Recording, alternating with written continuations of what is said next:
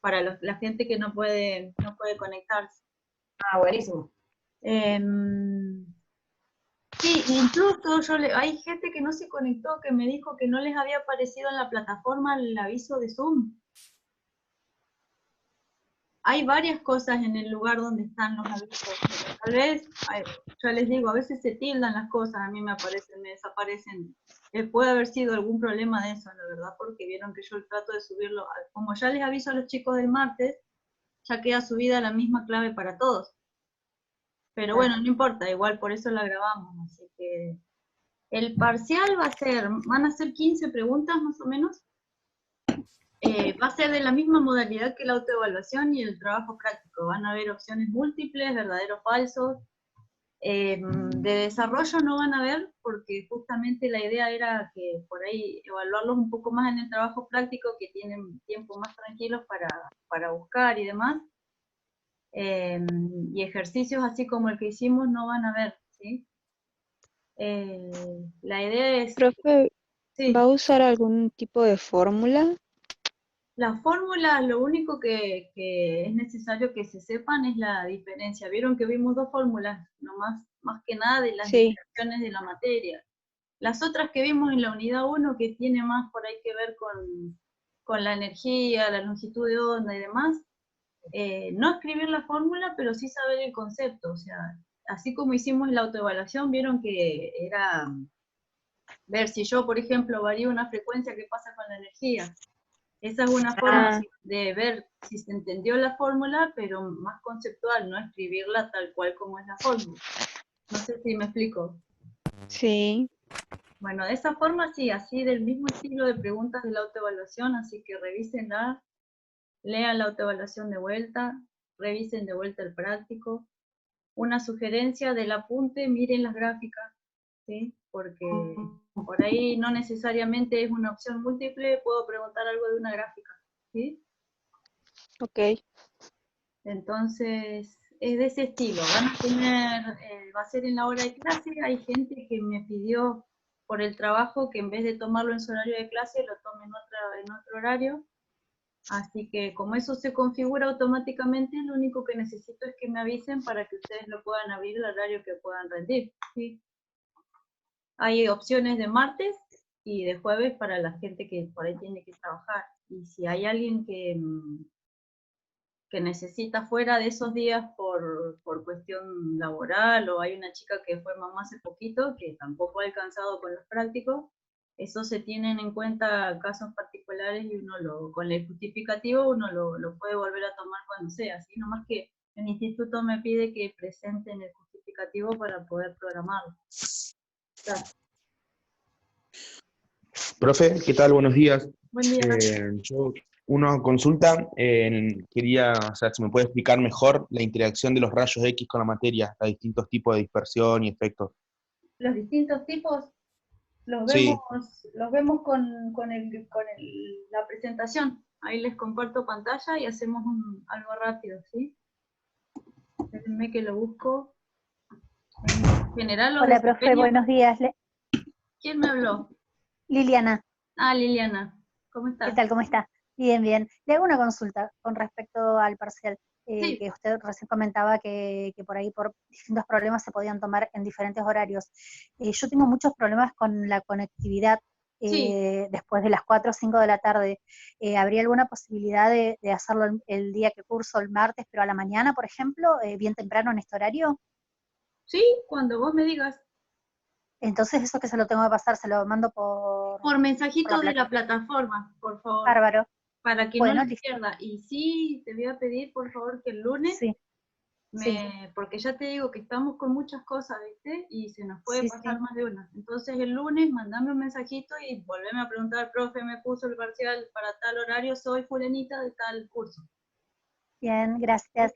No, de nada. Bárbaro, gracias. A ver, denme un segundo. Sí, porque lo que hablábamos la otra vez con los otros profes, el trabajo virtual ha sido un torbellino. Y la verdad que nos está llevando mucho tiempo, más del que nosotros preveíamos y con cosas que vamos aprendiendo sobre la marcha. Entonces, ¿Alguien más que quiera preguntar algo antes de que pase a lo de las interacciones, que lo estoy buscando? Uno, dos.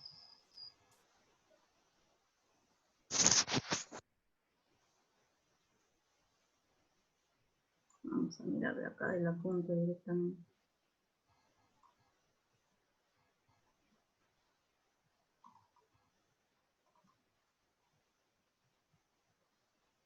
Para la otra semana, después que ustedes rindan, y otra cosa, al no haber preguntas de desarrollo,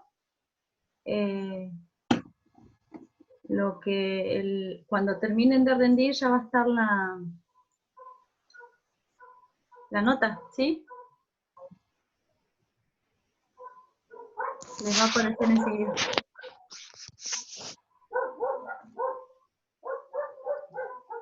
¿Ven ahí el apunte? No, Ahí ya Yo lo sí, comparto. profe, lo veo. ¿Ahora sí? Sí, yo lo veo. no. ¿Se ve la pantalla de la compu? La pantalla de la compu se ve nomás, profe. Ah, me dice está compartiendo la pantalla, pero no...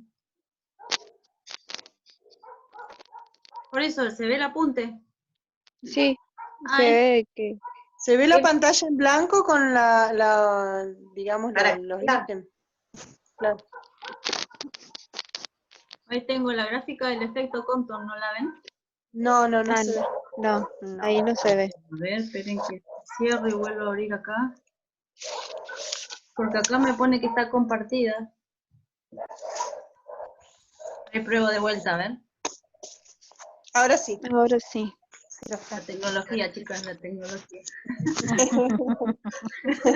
Bueno, creo que hicimos un curso acelerado de hackers estos 50 días. Bueno. Seguro que lentes para todo el mundo después de que termine la cuarentena.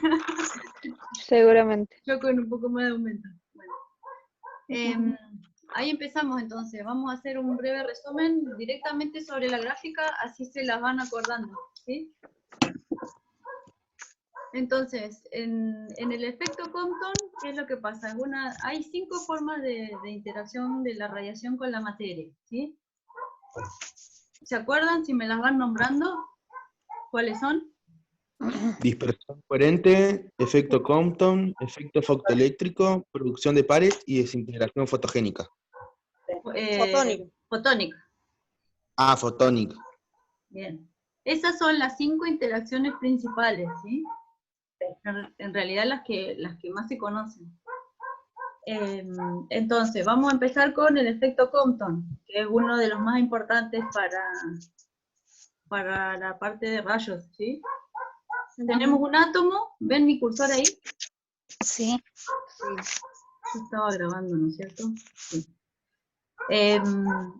Tenemos entonces un átomo que puede ser un paciente, en general es un paciente, o un átomo de una camilla, en realidad un átomo de algo de lo que estemos utilizando rayos, ¿sí? Entonces ese átomo, recuerden, tiene un núcleo con partículas que son los protones y los neutrones, y tienen distintas capas orbitales, ¿sí? Que son todos los círculos que están afuera, con una cantidad de electrones por capa, que es lo que me caracteriza con qué elemento químico estoy trabajando, ¿sí? Hay átomos más grandes, hay átomos más chicos, en general los materiales que se utilizan pueden ser tungsteno, bario, o, ya les digo, puede ser un hueso, un músculo, un tejido blando en general de una persona. Entonces, cuando yo hago incidir un rayo, que es este que está acá, que viene con una longitud de onda que lo caracteriza, porque ¿se acuerdan que habíamos dicho que los rayos X es como si tuvieran el nombre, apellido y número de DNI? O sea, la longitud de onda, la frecuencia y el tipo de rayo es lo que me caracteriza el tipo de radiación, ¿sí? Sí. La energía, perdón, es lo que me caracteriza el tipo de radiación. Algo que tienen que saber, recuerden, es cuál es la energía, la longitud de onda y la frecuencia que se utiliza para los rayos X, que es lo que estábamos estudiando en la materia. Entonces, viene un rayo X incidente y lo que hace es, en el efecto Compton, ese rayo va a interaccionar con los electrones que están en las capas orbitales. Sí, en general son los electrones más externos. Entonces, el rayo impacta en el electrón, le transfiere un poco de energía, ¿y qué hace? Lo ioniza. Es decir, saca el electrón del átomo. Queda un electrón libre y un átomo ionizado. Ese rayo incidente, al impactar con el electrón, le pasa un poco de energía y a la vez cambia de dirección. Entonces, acá lo que ven es que la longitud de onda, que es la que no tiene la comita del que venía, es más chica que la del que se desvía. Simplemente porque perdió un poco de energía. Recuerden que hay una de las fórmulas que dice que la energía es H por C sobre lambda, ¿sí? Lambda es la longitud de onda. Entonces, si pierde energía, como eran inversamente proporcional la relación, la longitud de onda va a cambiar. ¿Sí? Entonces, ese fotón me saca un electrón de la capa orbital, se desvía, con una energía menor. ¿Sí? Eso es el efecto Compton. ¿Se entendió? Sí, profe. Bueno, Sí, entiendo. fórmula. Que le tenemos que mandar un mensaje al autor de que se comió más y nos hizo hacer un ejercicio de vuelta. Entonces, la fórmula sí la tienen que tener vista, porque ya, como les decía la otra vez a las chicas, habíamos negociado con la gente que se conectó el jueves pasado, no tomamos ejercicio, pero las fórmulas puede haber un unir con flecha. ¿Sí? Bien. Sí, sí. Genial. Es así de simple, es acordarse nomás, porque recuerden que son fórmulas que son sumas o restas, la de la interacción de la radiación con la materia, son sumas y restas, no es como la otra de la frecuencia y demás, que hay divisiones, hay que pasar más cosas y demás. Entonces, la fórmula del efecto Compton es esta.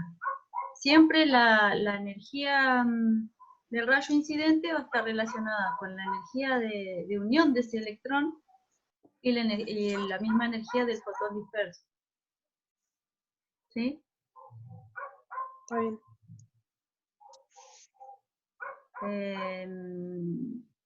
Siempre la energía que yo saco la energía de ligadura del electrón va a ser la diferencia de energía entre la energía que impacta con ese electrón y la energía que necesita para estar unido al átomo, ¿sí?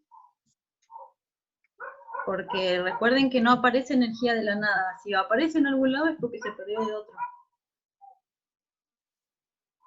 Eso sería con efecto Compton. Lo otro importante del efecto Compton es esto que dice acá, radiación retrodispersa. ¿Sí? ¿Qué es la radiación retrodispersa? Es esos rayos que impactan con el átomo y vuelven en la misma dirección, pero hacia atrás. Dirección. Ujú. Es como que rebotaran. Y eso en general en la imagen lo que hace es generar ruido, nada más que eso. ¿Sí? Pero es una radiación que a veces es muy grande y genera mucho ruido. Eso es parte del efecto Compton. En esta tablita recuerden que tienen un mini resumen de lo más importante. Y después el efecto fotoeléctrico. ¿Alguien que me quiera contar lo que se acuerda? ¿O que me lo explique con sus palabras?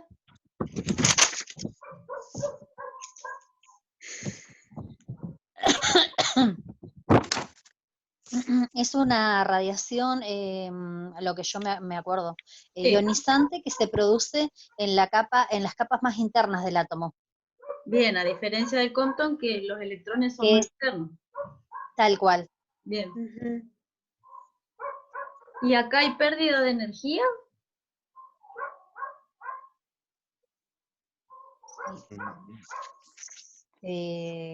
Sí, Bien.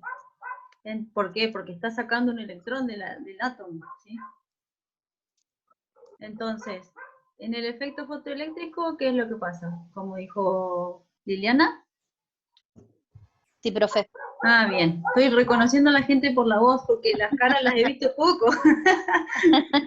Entonces, tengo el rayo X me va a impactar con un electrón de las capas más internas, ¿sí?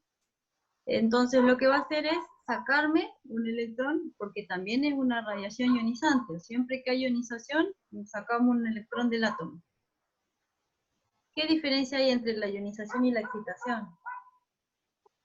Profe, es absorbido el rayo incidente en el efecto, en el efecto fotoeléctrico.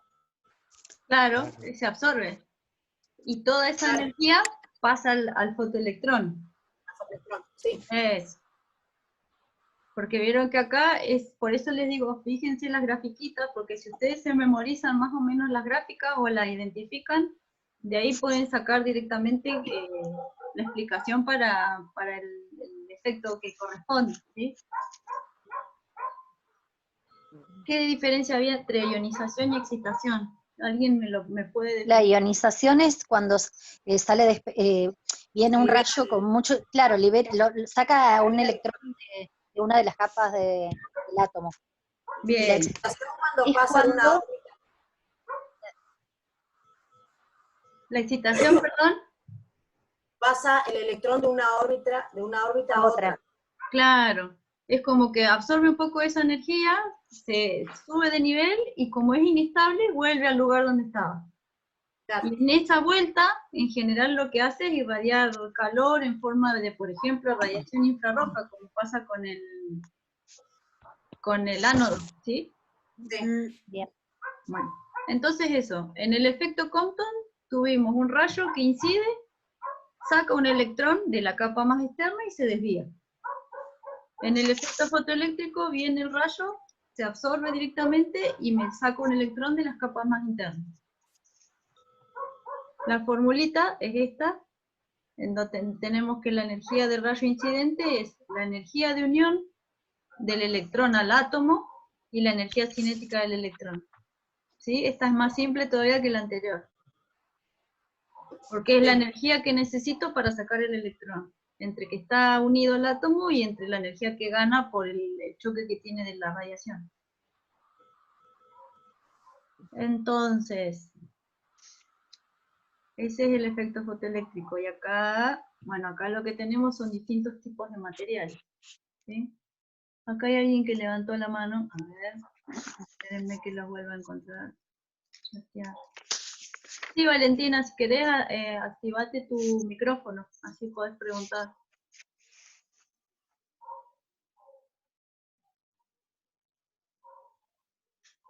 Hola, Valentina. Profe, Sí. ahí hay una gráfica en la página 15 del efecto fotoeléctrico. Sí. Esa gráfica quería que la puede explicar. La gráfica logarítmica. Sí, es. Bien. ¿Se acuerdan que las gráficas logarítmicas en general, la única diferencia con las lineales es que no tiene dividido en forma igual, por ejemplo, no van de a 10 unidades que tengamos 1, 10, 20, sino que se van achicando a medida de que la unidad va aumentando. Entonces, acá tenemos dos representaciones. Esta gráfica es hueso, energía de los rayos X en cuanto a la probabilidad de interacción con un tejido. Entonces tenemos este azul es hueso y el otro son tejidos blandos. Entonces vieron que la gráfica dice la probabilidad relativa de un rayo X dado que se somete a la interacción fotoeléctrica es inversamente proporcional a la tercera potencia de la energía del rayo y directamente proporcional a la tercera potencia del número atómico del absorbente. O sea, lo que significa es, acá tenemos la forma en que varía. Si yo tengo mayor cantidad primero vamos a mirar acá. Vamos a mirar el número atómico de hueso. Vamos a la tablita abajo. El número atómico de hueso es 13,8. El número atómico es el Z, ¿no? Sí. Sí. Y después tenemos el de tejidos blandos. El número atómico de tejidos blandos es 7,4. Entonces acá dice que la probabilidad de que un rayo X interaccione de forma fotoeléctrica varía al cubo del Z del material. Eso significa que hay más probabilidad de efecto fotoeléctrico cuando mi material con el que interacciona tiene mayor número atómico. En este caso, el que tiene mayor número atómico es el hueso. ¿Sí? Entonces, a mayor energía, hay en hueso mayor probabilidad de que se produzca el efecto fotoeléctrico. Por eso la gráfica está yendo como para la derecha, a los valores más grandes. Sí. En cambio, si yo tengo un tejido que es tejido blando que tiene un Z más chico, voy a tener menor probabilidad. ¿Sí? Simplemente por la formulita esta que muestra acá, que es Z al cubo.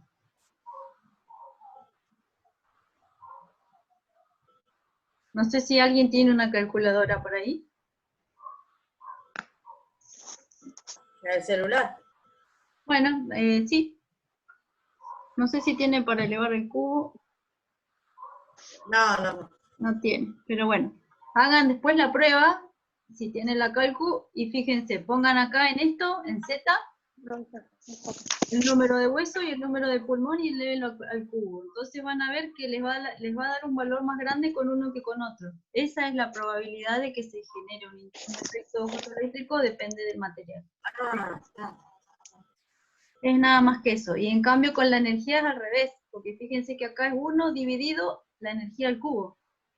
Entonces, como está dividiendo, la energía mientras mayor sea, más chico va a ser este número.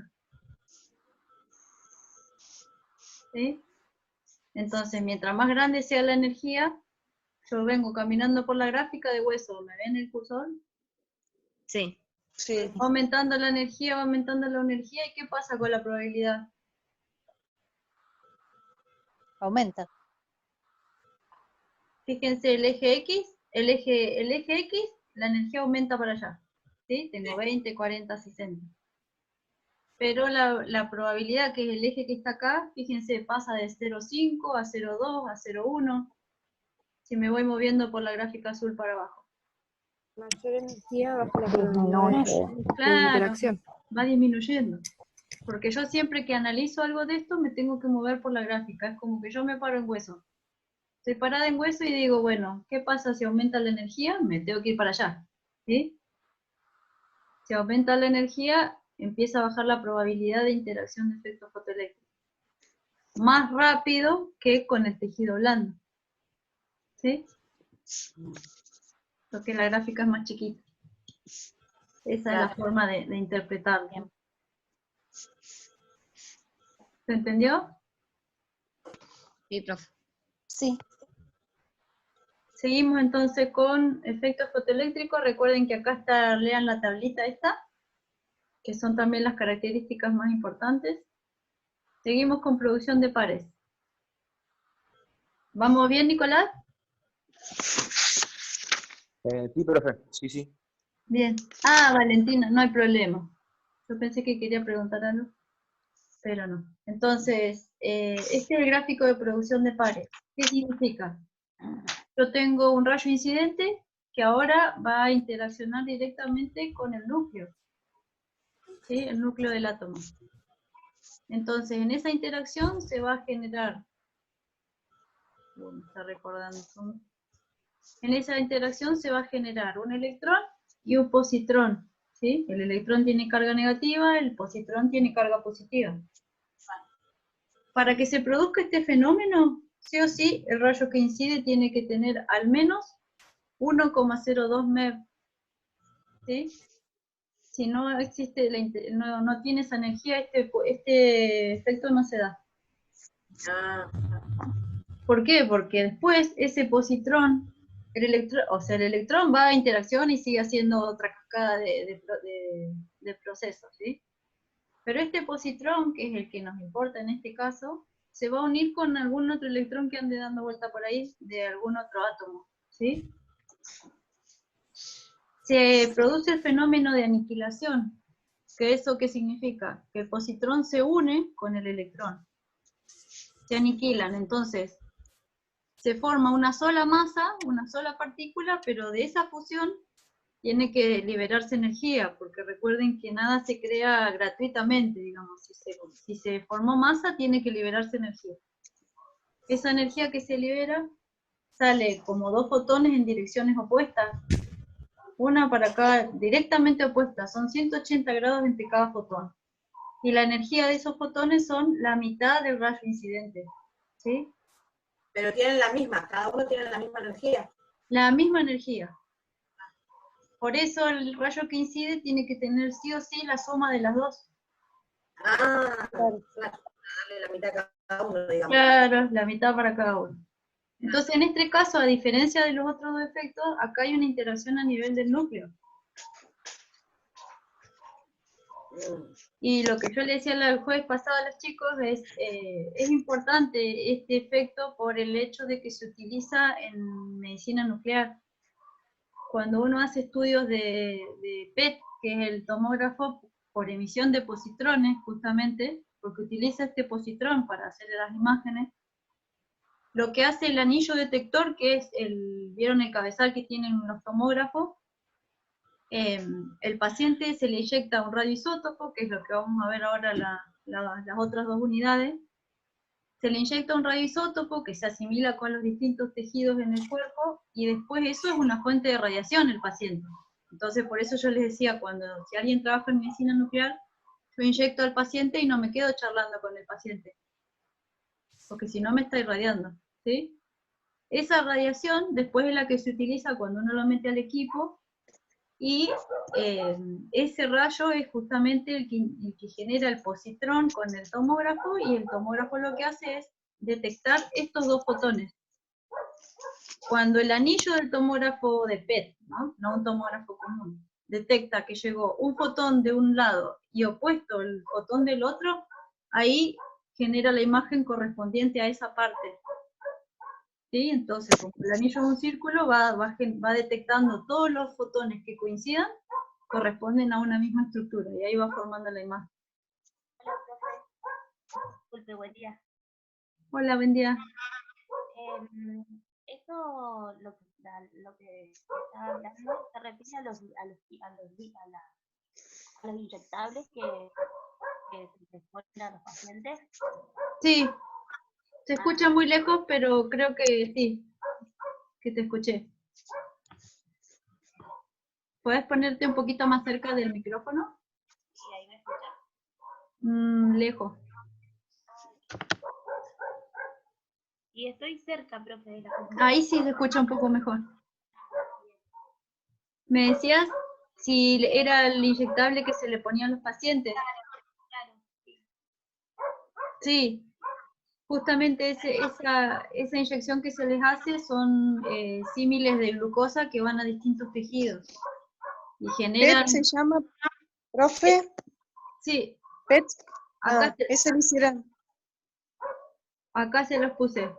Es tomografía, nomás que sí. bien, ¿no? Tomografía por emisión de positrones. Eso lo hicieron a mi papá.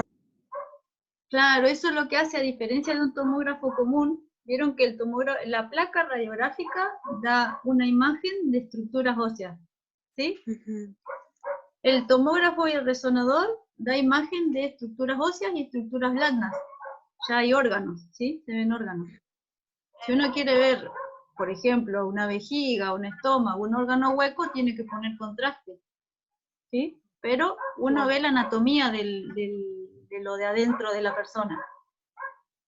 En el PET, lo que se ve es la parte de funcionamiento de un órgano. Por eso es una imagen metabólica. Se ve cómo está funcionando el corazón, cómo está funcionando el cerebro, cómo están funcionando los riñones a nivel celular. En algún lugar en el que uno ve que hay mucha actividad, se llama, porque el radioactivo tiene actividad, uno empieza, y no es un cerebro, un corazón, un riñón, que es lo normal, entonces uno empieza a sospechar de que puede haber un tumor, ¿sí? o Sí. puede haber lo que también se utiliza el PET es para ver si hay alguna obstrucción circulatoria. Puede haber una isquemia. ¿Qué significa eso? Que tengo un vaso sanguíneo que tiene en alguna parte una obstrucción y me genera que de un lado haya más presión que del otro. Como por ejemplo cuando hacen los cateterismos y demás para poder desobstruir. Entonces, el PET me da con este tipo de interacción física es que me forma la imagen de lo que está pasando. Pero a nivel funcional, no anatómico. ¿Sí? Sí. No sé si alguno de los chicos o ustedes estuvo en el congreso de Hardy, también se habló mucho del PET y se habló de todo. Por eso yo les consultaba si era lo mismo.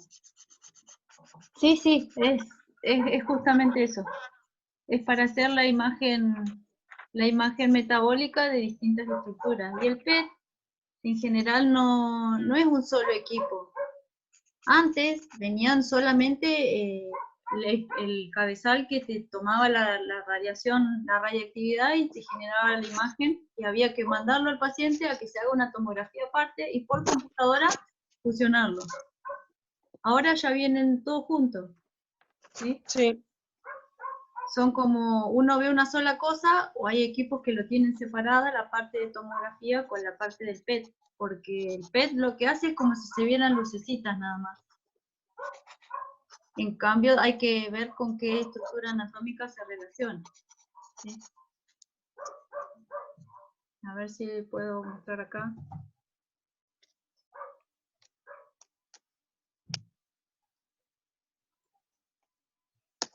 No sé si me ven ahí la pantalla, no. No, se debe la desintegración fotónica. Bien, les muestro un segundito entonces. Vuelvo a compartir acá. Si se corta, recuerden que esperan un cachito que convierta esto y se conectan enseguida porque ya me mostró que quedaba poquito. ¿Ahora la ven? Sí. Bueno, esta es una imagen de PET fusionada con una de tomografía. Vamos a mostrar esta. Ahí la pueden ver. Profe, Sí. disculpe, Sí. ¿sabes que yo tengo que retirar porque me tengo que ir a trabajar? Bien, queda grabada la clase después para lo que te falte escuchar.